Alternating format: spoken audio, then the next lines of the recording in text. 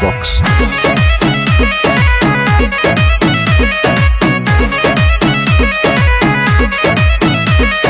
सांस भले टूटे हो बाकी साथ नहीं छूटे हो, ई प्यार नहीं कम होखे ना दिल कब दुखे हो। धन धन भइल जिंदगिया तोहके पाई के, कि हमहू जान से ज्यादा माने ले हो अपना भाई के। तो हमहू जान से ज्यादा मानी ले हो अपना भाई के।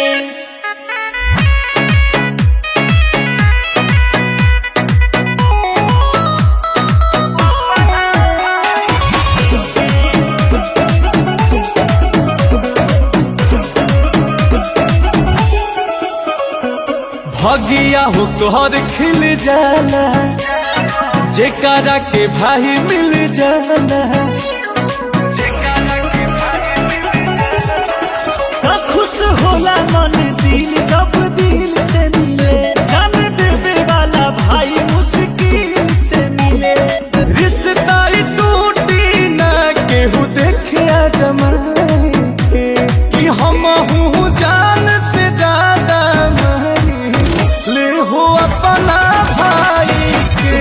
कि हमहू जान से ज्यादा मानी ले हो अपना भाई के।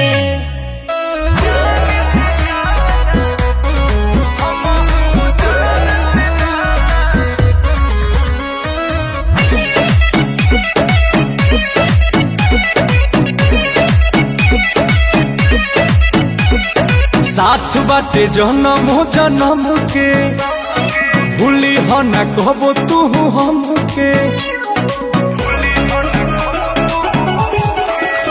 जबले धारा दी सूरज और चांद रही हो, तोहरा चेहरा पर भाई मुस्कान रही हो।